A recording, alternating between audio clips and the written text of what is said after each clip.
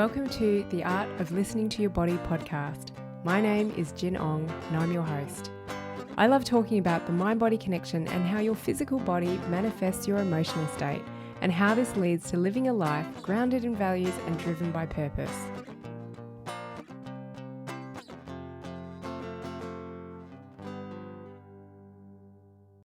Welcome to the podcast, everybody. Today we have Katrina Bristow. Katrina has worked in a combination of finance, arts, and dance throughout her life. She's currently working as an accountant while still performing as a singer. She studied musical theatre in London, sings in her own local jazz fusion band, and writes country music. She's also a choreographer and has recently produced Stars in Your Eyes and the Hokanui Fashion Design Awards, which is one of the biggest amateur design awards in New Zealand. She's also a NEA practitioner, but due to her current physical state, has had to put this on the back burner. Welcome, Katrina. How are you? Good, thank you, Jen. Great. So thanks so much for joining me for another episode of our pain stories so that our listeners can learn from people's personal experience. So can you tell me a little bit about what your life looks like at the moment? Well, as you know, life is not as it was. So at the moment, I'm very fortunate to be in lockdown in beautiful Wanaka, in safe, fabulous New Zealand. I'm grateful for the environment that I am because I have the opportunity to walk around and get out and about. And I'm also in a position where I can work from home, which has been great. It's given purpose and has allowed us to just keep ticking on. And so you're still working as an accountant? Yes, I am. Yep, I'm working in a fabulous accounting firm here in Wanaka.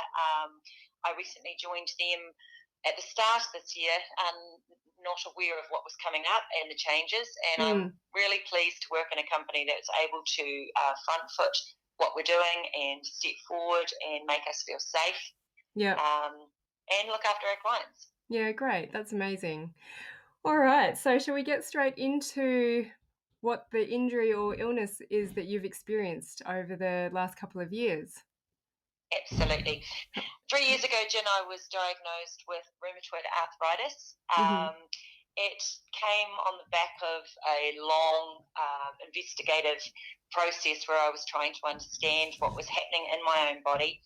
I guess I'd probably had this condition for many, many years and had been keeping it off or keeping it at bay through my diet and exercise. And as life changes, as your hormones change, and it progressively got worse. And then, as I said, 3 years ago, I got the diagnosis, which was a relief, actually, to know what my challenges were, rather than just going blind. Yeah, and what were the symptoms that you were experiencing over the previous few years before getting your diagnosis?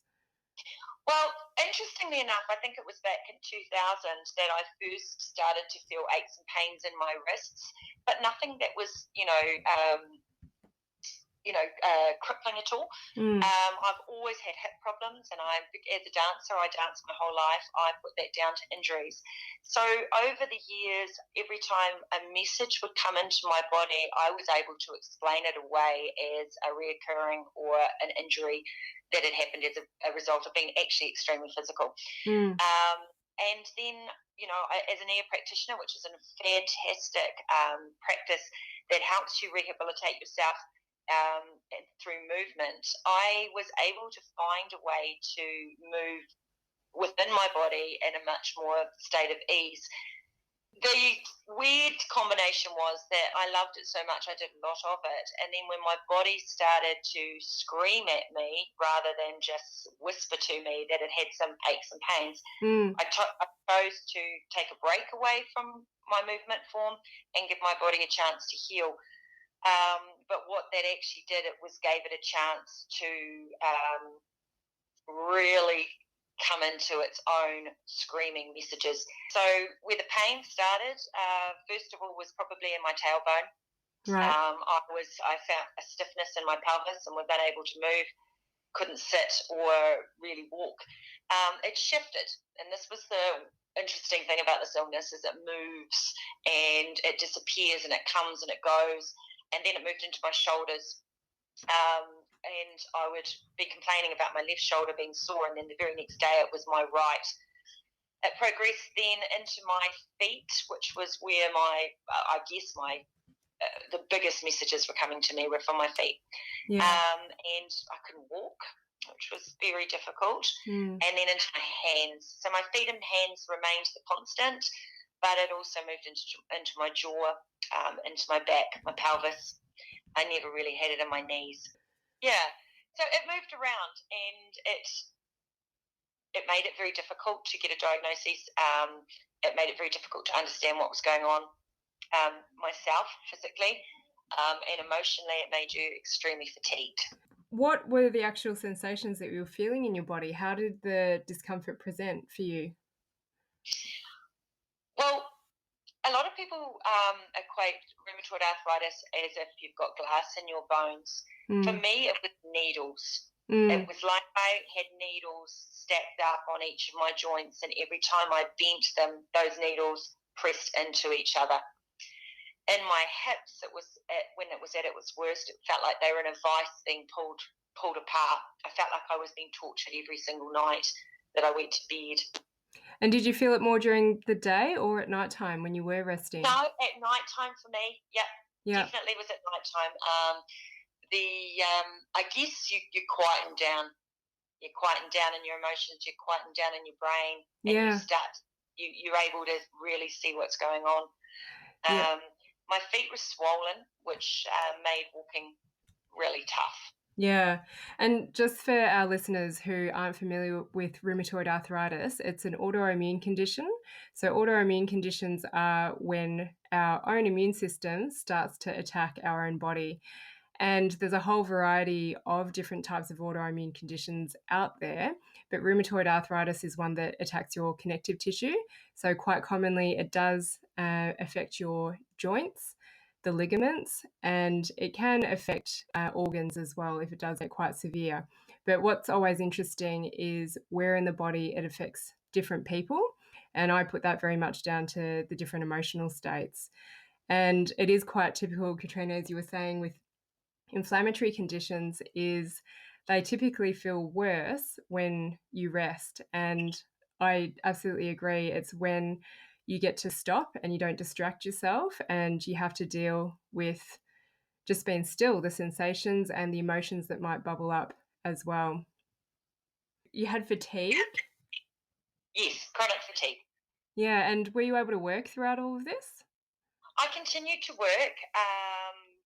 I'm a very stubborn individual, I think, and part of that would be why it had to present at such an extreme level before I really made the changes I needed to make. But yes, I continued to work. My work environment, when I first moved to beautiful Wanaka, like I said, I had been dancing, and that was such an incredible sensation for me, and it made me extremely happy. I moved in and I took a full-time role. It was needed that it was full-time, and they were unable to offer a part-time position. As a result, a lot of my other things that I adored and loved got put on the back burner. And in that working environment that I was in, it's a highly stressful environment at the best of times, least of all when you're trying to uncover and establish something else that's going on in your own body. So yes, I did keep working. It was a difficult environment for me to be working in. My personal values didn't align necessarily with the environment that I was sitting in, and my lack of being able to move, sitting constantly all day, it certainly wasn't good for me as an individual. Yeah, sure. And what was your mental state at the time? Because pain can often affect our bodies quite significantly, but our mind as well. So can you share with people, how were you feeling? Oh, not very good. I think I was feeling confused. I was feeling extremely emotional. I was feeling emotionally weak. The pain leads you into a lot of anger, internalized and externalized anger. I had a real feeling of a lack of energy, a lack of being able to give to those around me and to give to self. So emotionally, it was a very, very difficult state to be in. As a person that's really into your body, I knew it was trying to tell me something, but I just didn't know what it was. So I was feeling like I wasn't capable of unraveling my own messages as well. That was making me question a lot of what I'd sort of believed in. And yeah, I felt quite depressed. Go to the doctors, I would burst into tears, and it wasn't clear what was the first problem, whether it was the physical or the mental and the emotional. And I was getting treated, or most of the recommendations was that it was a depression related illness, rather than an illness which led to my depression. Yeah, that's interesting. I'd love you to go into, yeah, your experience of reaching a diagnosis in a little bit more details. We crossed paths while you're in the midst of this as well, and something that happened was you didn't respond to treatment like we expected, and usually that's an alarm bell for me when people feel a lot worse after the treatment, that there's possibly some deep underlying inflammation going on, and that's where we need to go and get it investigated. So what was your journey? Like, what sort of treatment did you seek out, and the responses that you had from different practitioners, including the GPs? You sort of talked about it just then. Can you go into more detail? Well, I can try. I tried everything. I discovered yourself, which was amazing because your principles totally align with the principles of NIA, which I practice, which is your somatic memory and your body messages telling you things you need to change. And that was where we connected, and I felt extremely excited.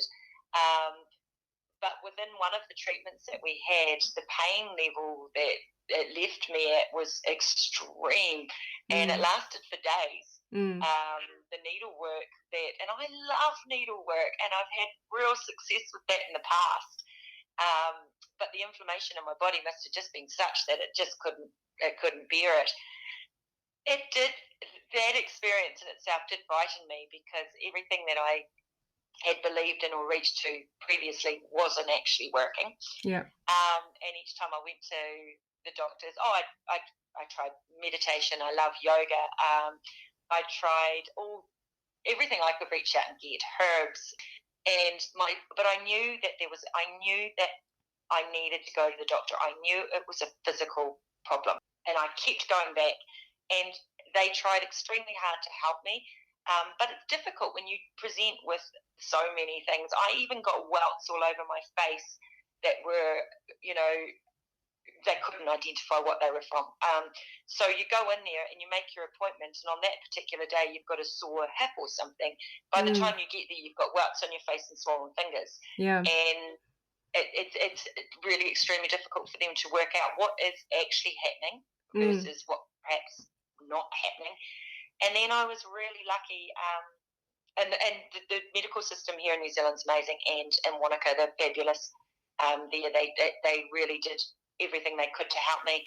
And then I just was lucky enough to get one doctor straight out of university that had actually seen my symptoms before, and she was able to advise what it was.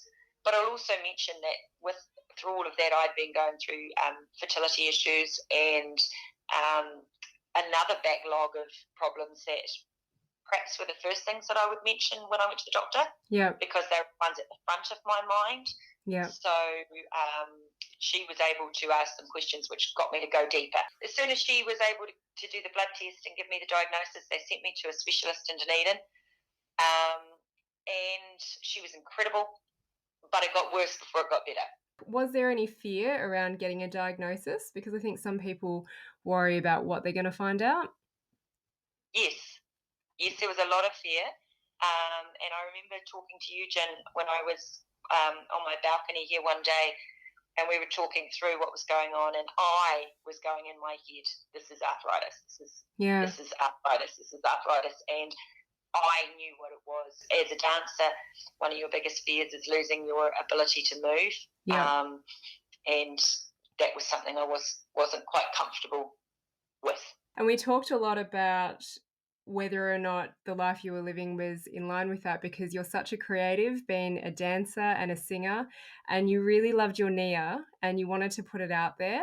And I was saying, yeah, you've got to put it out there, but your symptoms had got to a point where it was really hard. And we talked about, you had to get rid of the pain first, or you had to reduce the pain somehow before you could start to make decisions. What were the fears apart from losing movement? Did you have any other things going through your head at this time before getting your diagnosis? Oh, yes. I was still hoping to be a mother, Mm-hmm. and I was concerned about taking medication to alleviate the pain, because it would also cause conflict with the opportunity to become a mother. That was a real fear. I feared that it was that I wasn't dancing or wasn't doing music, but the fatigue was such that I couldn't. I couldn't even sing a song without being absolutely exhausted at the end, and I didn't have my breathing capabilities. I was afraid of losing everything I knew where I existed in my world. I strengthened my ability to provide for myself. Yeah, it was a lot of fear. It was Yeah, it's all quite fear. full on. Oh, we can laugh about it now, but it's not funny Absolutely. in the moment. No, it's not funny in the moment. And what I was also, it's like I'm not really someone that likes taking medication, and I wanted to be able to resolve this myself. Yeah. But you have to acknowledge when you need help. Yeah. You have to acknowledge when you need to take one step at a time. And I knew that I needed to get back into dance and into singing and reduce my hours Yeah. in the environment that I was working in and change that environment. But I wasn't emotionally, mentally, or physically capable of doing it all in one go. So it was getting the help to get the pain threshold down so that I could sleep. Once you can sleep, you can start to heal. Yeah. But you can't do that until you can get rid of the pain. Yeah, absolutely. And this is where I often talk about, sometimes you do need to have that intervention, even if it's pharmaceuticals, conventional medicine. But the view is that you don't stay on this stuff long term, if possible. I'm also curious, do you have any family history of any autoimmune diseases like rheumatoid or ankylosing spondylitis? When it got actually came to the forefront that it had a title, Mm, which was a huge relief for me, because then I'm like, right, I've got a title. I can now research and I can work out how to help myself get through it. When I yeah. didn't have a title, it was like, oh, where do I go? But when that came to the forefront, yes, we did actually register that in the family tree. There is a history of it. My sister, my lovely sister, she has an autoimmune disease. It's not the same as mine, but she also has a thyroid issue. So another thing that I often talk about when patients come in, like we ask that family history question, if there's anything that runs in the family.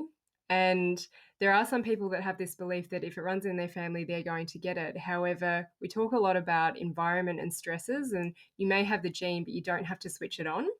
And a lot of the time, autoimmune diseases, like many physical issues in our body, are triggered by varieties of stress. So you talked a little bit about your work environment not being great. Can you go into any more detail at all about other things that you think might have triggered it? Yes, so the environment at work was a very stressful environment. I had relocated into a new community, where I didn't have my peer group around me or my family around me. So that was stressful in itself, because I had such a purpose when I was teaching down south, and I felt very supported and quite abundant in my world that I was living in. So losing that support, that purpose, I'm an empowering. I like to empower people, and that gives me fulfillment. And not doing that caused stress on me because I was displaced. Also, the family options of wanting to look at all the options for creating a family was extremely stressful. So I think I was highly stressed, actually. Yeah, right. And it took this Highly to slow you stressed, and I down. didn't have my natural outlets. I Yeah. didn't have my peer group that I can talk to. I didn't have my dance. My dance was something that just moved me from one state to another instantly, and I didn't have that. And I was adjusting, and I wasn't adjusting well. Yeah. So did you have any close friends in Monica at this time who, because sometimes it is your friends that highlight when things don't look like they're going too well for you? My partner, Oh, yeah. he could tell that something wasn't working, and but no, I didn't really have anybody else to call on at that time. Here, I have my Mm. family at home, but he was very much like, you got to dance, you just got to dance. That's what Yeah. you got to do. You got to dance because when you dance, you're happy, and when you're happy, everything's good, and when you dance, you're fit. You're da da da da.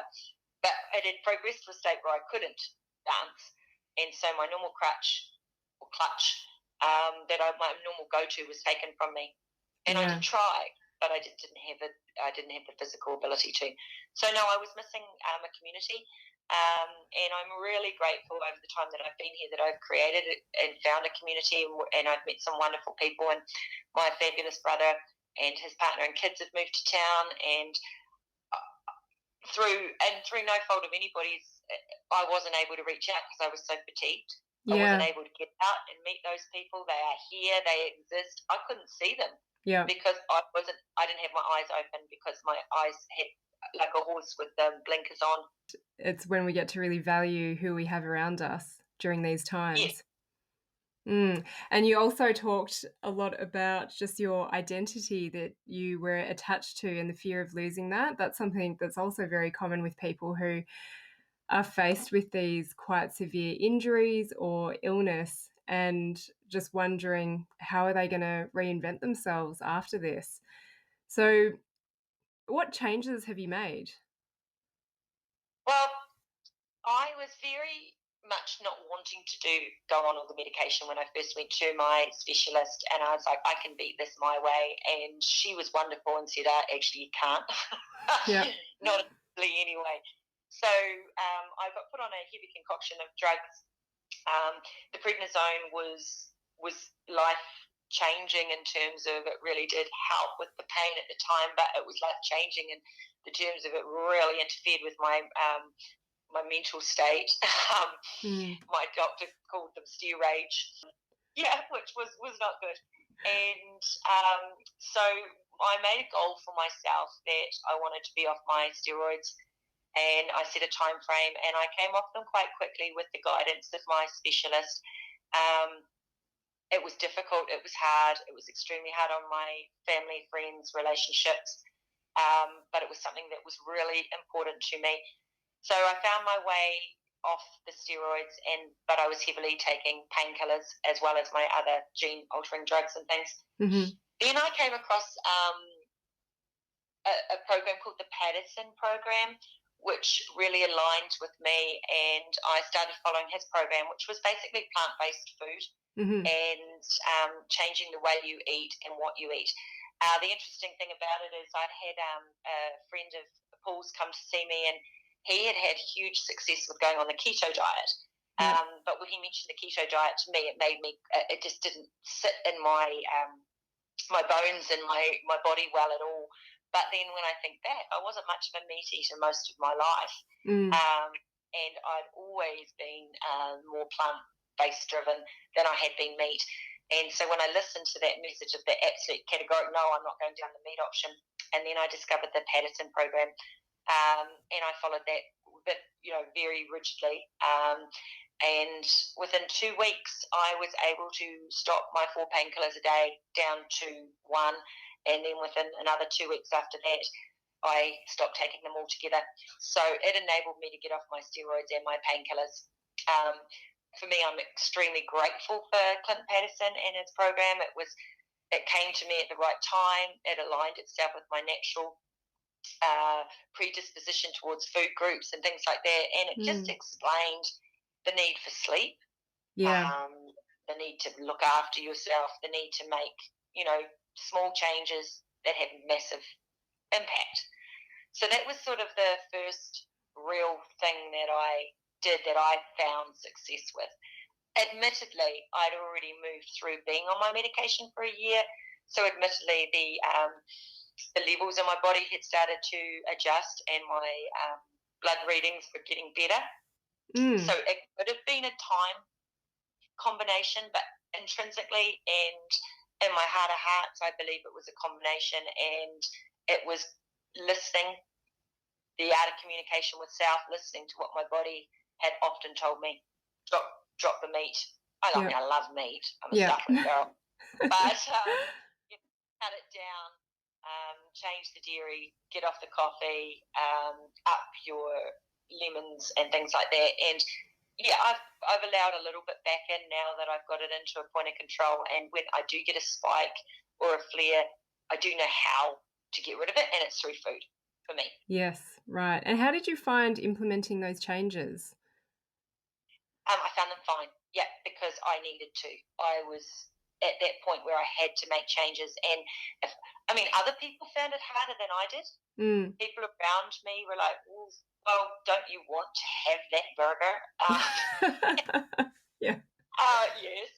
But for me, I found something that was giving me hope. Hope had been missing for a few years, and I could take some control back.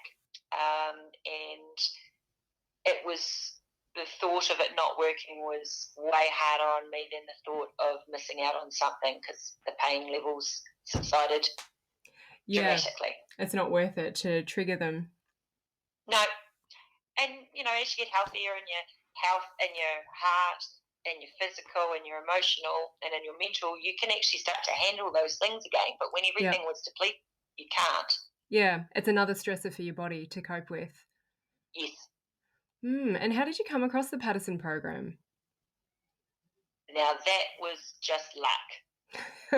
Google? Yeah, it was just luck.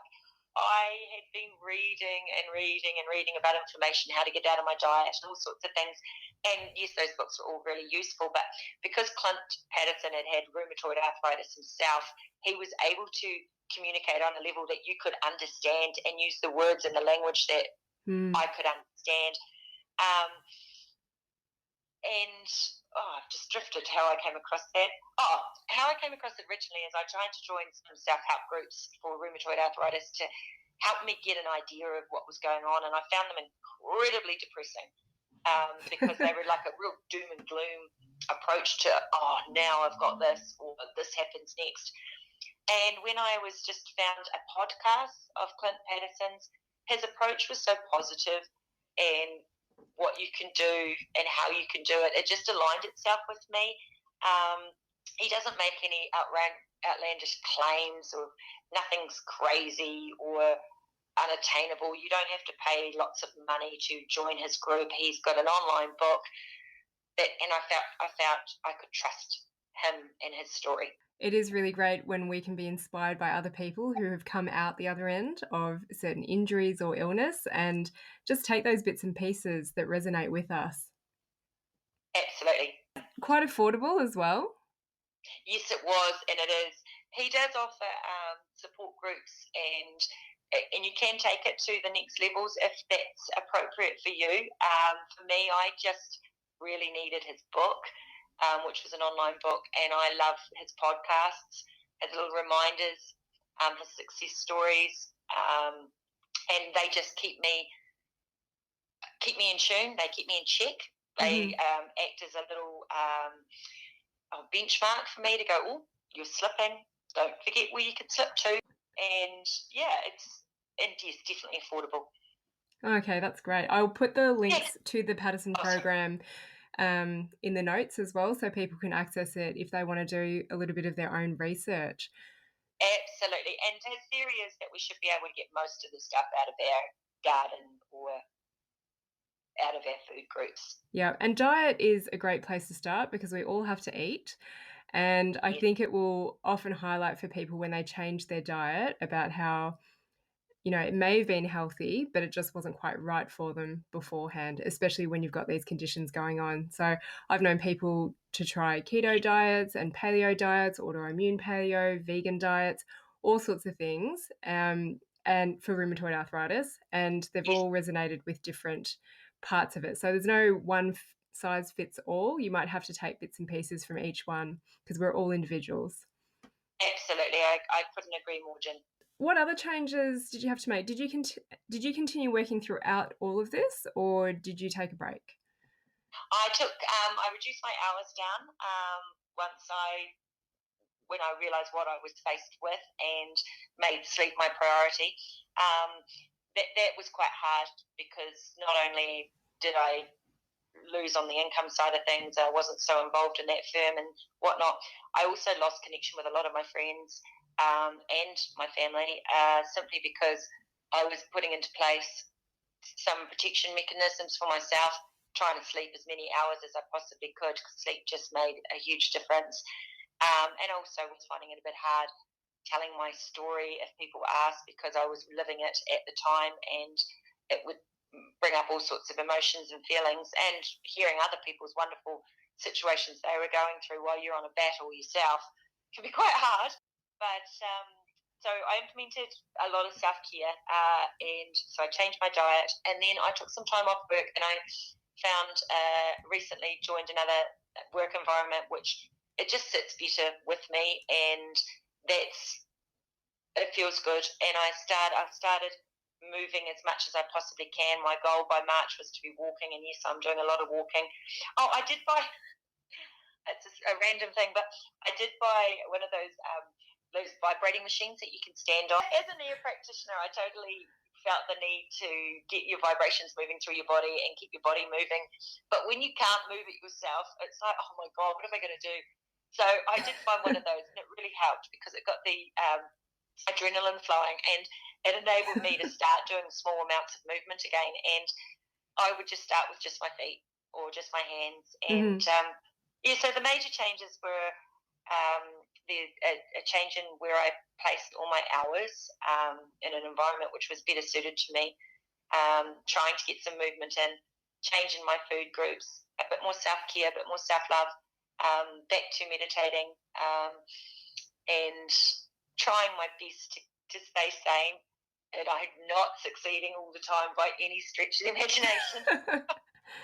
I think we always go through little relapses, but it's as long as we can bring ourselves back into line that's important. Yeah. If it's okay, I'm just going to go through some of the emotional traits that I notice for people with rheumatoid arthritis, and I'd love for you to tell me if you can feel like you can relate to it. Absolutely. So sometimes I sound quite harsh, but I know we have actually discussed this before. But with rheumatoid arthritis in particular, I do look at the different body parts that are affected, and we spoke a little bit about your hands. It did move around quite a bit for you. However, there usually is an underlying trait of liking a lot of control and sometimes having issues of letting go of this. And it's something that I've noticed you say a few times while we've been chatting, is about wanting to regain control, which I think we all want to do to a degree. Sometimes there can be underlying anxiety going on as well. And yes. Particularly when it affects your hands, there can be this weird thing when you're in pain, is actually an issue of letting go of the pain and letting go of certain beliefs. And rheumatoid arthritis is also associated with difficulty making changes. So you've made a lot of changes, but do you relate to that? Yes, I can. Yes, I have stayed in situations and places longer than I should have because of the wanting to succeed, even if it's not working. Sometimes acknowledging that something isn't working, I still couldn't walk away from it because I wanted it to work. Yeah, right. That's that stubbornness in you?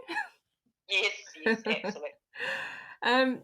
Great, thank you. And is there anything that you would suggest to people who are supporting someone with rheumatoid arthritis or going through something like this? Because you said that you lost a lot of your friends, and I think some people don't actually know how to deal with pain.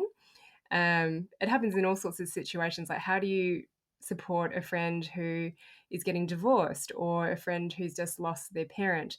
So what would your advice be to the people out there who know someone close to them who's experiencing this or going through this process? Oh, it's a hard one. I'll just clarify, when I said I lost friends, I don't think I lost friends. I lost touch with my friends. Okay. Because I shut down. when I'm going through something. I'm talking to you now, but when I'm in it, I'm quite quiet and I don't always reach out. So I guess the advice would be accept and understand that when somebody is shutting you out, if they are going through something, that they will hopefully come back. The dismissiveness of it can be quite hard when you say you're in pain, but you haven't broken your arm, so nobody can see, or you don't know how or why today you just can't lift a shoulder. So I guess my advice to anyone that's supporting, and I mean, I was very lucky with my immediate support person. He really, really, really took care of me through that time. And without him, I don't think I would have coped. But the belief before you get the title, actually, because as soon as I could tell people what it was, people heard me. Belief when somebody's telling you I'm in physical pain, that they are telling their truth, and don't try and fix it, and please don't dismiss it, because it's real. Yeah, belief. Yeah, believe them. Yeah, support them and let them sleep. Yes. Because when you something you said was, when you are in that much discomfort and you don't know what's going on, it's just such an effort to ask for help. And yeah, good on you for keeping on pushing at the doctors to try and work out what was going on, because that must have been really hard to be told, oh, you're just depressed. Were you actually offered medication for depression? Yes, I was. I was feeling depressed, but I believed it was situational depression. The situation that I was in was making me feel depressed because I couldn't do what I normally did. I didn't have my normal go-to, my tool bag that I normally go to help me through emotional discomfort. You know, we all know that we have to exercise, or we have to get sunshine, or we have to get out and meet people. Like, we all know what our own triggers are. Yeah. Success triggers. Yeah. Yes, it was hard going back, but into the doctors, and as I said, they were doing the best they could. They were wonderful people, and they were getting the information I was giving them, and perhaps my information wasn't clear. But because I had quite I believe I'm quite connected to my body, I was perhaps going quite early to the doctors about these pains, because I knew when something wasn't sitting right. It's not feeling right, because I go inside, internalize my body a lot with dance, with healing movements, and so I was picking up on things probably quite early. So yeah, it did. You just got to keep going. If you truly believe, shut your eyes, look into yourself, and listen to the message that your body gives you, or your brain gives you, or your gut gives you, whatever you want to call it. It will usually tell you what you need and who you need to help you. What was your body trying to tell you? Okay, to make changes, to get help, to ask for help. Sorry, you just reminded me because of hands, and you said this earlier as well, that it was quite hard for you because you're such a giver, and hands really represent that giving, and sometimes we get pain in our body that stops us from being able to do that because maybe we're actually giving too much away. Yes, although my Nia was my saving grace. It had helped me through another trauma, a marriage breakdown, and it had given me the confidence to start again. And I will get back to that state. I feel that perhaps I had some other learnings to learn as well. And sometimes your protective thing that you've created gets taken away so that you can go deeper. In some respect, I'm sure it's saved my life. I think it's good when we can have that perspective on it. And yeah, we've got another life to live out of that. Can you give us a little bit of insight as to what you had to surrender to? I had to let other people help me.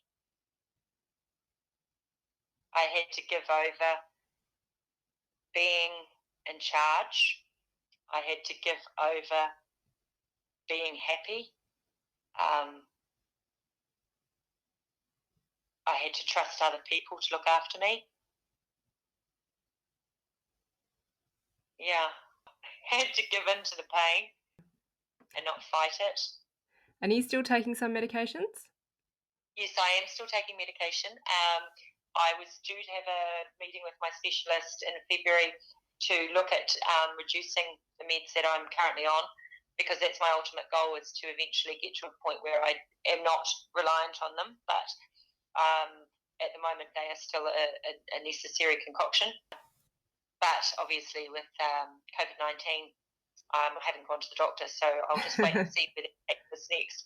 But yes, I take two different medications. I take hydrochloric.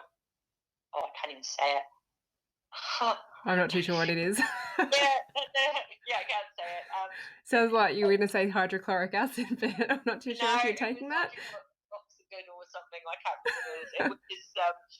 It is an anti-malaria tablet, and it's one that they are saying at the moment is perhaps going to be one of the major treatments for COVID-19. Oh, interesting. So there's a silver lining. I've already got it. You've got the supplies. Yeah, and a sulfur tablet. But they can't even tell you why these things work. They just work. But I do not take methotrexate, which is one of the major ones. I was lucky enough not to have to get onto that. Oh, good. But as a result, I chose the harder route in terms of perhaps having to go through a bit more pain to enable me not to be on so many medicines. Yeah. Is there anything that you would like to share with other rheumatoid arthritis, I don't want to call sufferers, but people who are experiencing these symptoms, who are looking for a way to improve how they're feeling, some encouragement? What would you say to them? Your quality of life can get better, and it will get better. Dig deep into yourself to find what it is that your needs are. Treat yourself. I went to the sulphur pools on tour with my sister Jackie, and we went and spent 2 days at the sulphur pools, and the ease was just incredible. And when to let it go, take time to look for things that can help you, because there is something. For me, it was changing my diet. And when that release comes in your body, because it does come from time to time where you feel absolutely no tension, it's an incredible feeling, and celebrate it, because that's where you will get to. And I honestly believe that we have the support in the medical profession, we have the support in the holistic mechanisms. Listen to what your body's trying to tell you, but if you can't get that answer, don't worry, because I couldn't. It will come eventually. And reach out to me if there's anybody in this community that wants to talk about it. I feel very grateful for the place that I've managed to get myself to, and for those around me that have helped me. So I would love to help other people. So if anyone wants to just speak, touch base, I'm totally open to it. Yeah. Okay. Well, I'll pop your contact details in the notes as well, so people can reach out to you, because I think that's really amazing. People just they want that connection, and they want to hear other people's stories, as I said. Yeah, and mine will be different to yours or to theirs. People try and put us in a box, say, oh, you're an RA patient, sufferer, this is your situation. And no, it's not. Everyone's different. Everyone's got a backstory that has got us to there, and some of us have responded to things differently to others. But it's not easy, and for those that are giving support to it, it's cruel. It's cruel. It's cruel on the individual going through it, and it's cruel on your family and friends. Support it. It's a level. I've been told by doctors that I had a very high pain threshold. It's a level up on anything I've ever experienced before, and it's tough. But there is a way to find a way through. But just understand that they're going to hell and back. How many years is it now since you started experiencing the major symptoms? Yeah, probably 5 years, but it's would be 5 years. Yeah. And you feel like everything's quite manageable, and are you living the life you want to be at the moment? Not yet. Not yet. Tell me, what does that look like? Not yet, but I'm on my way. Do you know what that looks like? Actually, yes, I do. Been doing that. The workshops with you, Jen, has been really helping me write down what I want. And first and foremost, I want to be pain-free all the time, not just most of the time. I want to be living in beauty. I want to be working with other people to help them get to that same space. I want to be back dancing, making music, and also using my skills as an accountant to work in an environment that helps businesses help their staff. That's what I want long term. That's my 7 year. But this year, I just want to enjoy Wanaka. I'm using this time of the COVID-19 to reconnect with self, take the time to have an introspective look, actually celebrate what I've achieved. Yeah, it's been huge. Yeah. I want to be happy. Yes, I think we all do, hey? Yeah. Can you tell me a little bit about what that looks like for you with being an accountant, but helping other businesses? What is it that you would like to help them do in particular? Well, I haven't quite drawn my picture, but if I look at my own skill set, if I take time to look at my own skill set, I'm a good accountant. I like numbers. I enjoy managing people and working with people to bring out the best in them, whether it's in their business environment or their personal environment. So if I try and align those things up, it looks more like coaching. I would like to invest time in organisations that invest time in their staff, like the organisation I'm working in at the moment. They've got a great model for how to get the best out of and empower their individuals. So I'd like to see myself be able to cross over between my NEA practice and my accounting business to empower people through business, to empower themselves through health. I think we often categorise accountants as just being very in the masculine and just all the numbers and just focusing on that. So it is and this is where it was really interesting, because when I first met you, I didn't know you were an accountant, and then it didn't quite fit for me. I knew you as that creative, as that person who wanted to dance. But yeah, you're putting that feminine aspect into accounting. And I also really believe that we shouldn't focus on the numbers. We do need to be a little bit literate about numbers in business. However, it is about following your passion, your purpose, and the money will come. I hope so. But also knowing where the leak is, understanding what you're doing and where you're placing it, yes, will enable you to have that full dream. Yeah. Have information is power. Yeah, definitely. And yes, I agree, Jen. It's lovely. Bring it on. Is there anything else that you want to share with us? I'd like to thank you for your time, and I'd like to thank you for being you, and synchronicity bumping back into you right at the right time where this enabled this to happen. I went to ground for a few years, but I had to, and I don't think there's anything else I need to add at the moment. But like I said, the world we live in is changing. We are changing. Things grow, ideas change, they develop. The plant, the garden you plant doesn't look quite the same when you come out at the other end. So I look forward to seeing where my own life goes, and I also look forward to seeing where yours goes, and how we make it work. Yeah, thank you. I'm so grateful that you have just come back into my life at the right time. We caught up at Mitre 10, where you often bump into one another. Yeah. And I had that opportunity to catch up and just find out what had happened with you, because you had been in my mind. I think we bumped into each other actually a year before that in the supermarket, but didn't have a chance to really catch up properly. That's correct. And yeah, it was fascinating. And it was really nice to hear that you had found out what had happened, but you had made changes as well. Because it is really hard when you meet people who something's going on, but they don't make the changes. Well, some of the changes that have to be made are quite hard and they're quite confronting. And I was aware of a few I needed to make, but I didn't have that capability or that capacity at that moment in time to do them instantly. For anybody that is listening and goes, oh, I know what I'm supposed to do, but I can't, it's okay. It will happen as long as you remember. Yeah. And you just have to make small changes. I think sometimes it can get really overwhelming thinking, "Oh, I wanna be out of pain tomorrow or the next day." Yours happened pretty quickly with the change of diet and the other stuff as well, but just 2 to 4 weeks with the change of diet is pretty incredible. Well, that was a notable change to me, but it was certainly not out of the woods. It took Mm, time, but that was where I could feel, yes, I'm going in the right path. There's enough change happening here for me to go, woohoo, I've got yeah. my path. Yes, yeah, and then you keep going on that same track. Yeah. Cool. All right. Well, yeah, thank you so much. And I really look forward to seeing how you go with this last little bit and what evolves and what work you end up doing and really embracing more of that creative aspect in yourself as well. Well, thank you.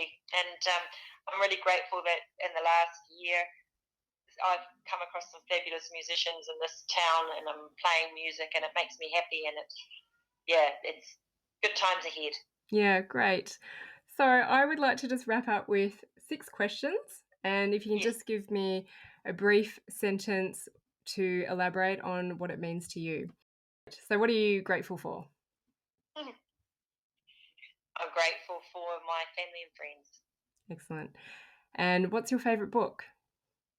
My favourite book would have to be Helen Keller, a book I read when I was a kid over and over and over. An amazing story of a woman with her struggles. Nice. And do you have a movie recommendation for anyone? I just watched The Green Book and I thoroughly enjoyed it. It was a real take on life, and I'd recommend that. An inspirational person and why? There's many, but I have a very dear friend called Nick Chisholm. We went through university together, and in 2020 he collapsed on the rugby field and ended up diagnosed with locked-in syndrome. He lives a full life. He's found a beautiful wife, Nicola, and they've just become a family. The odds that he faced in order to do that, the challenges, and he does it in a positive manner. He's absolutely incredible. Something you think everyone should try. Well, I think everyone should try Nia, which is take a chance to dance one day, turn the lights down, dim, put the music on, and have fun. I'm looking forward to when you start practicing again. So, And one last one is what belief do you think people could embrace to live a more fulfilled life? belief in self. Great. Thank you so much. Thank you. Have a great afternoon.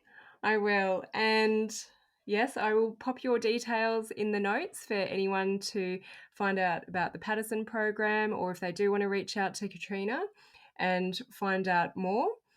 And yeah, we'll leave it there. Thank you for tuning in to the Art of Listening to Your Body podcast.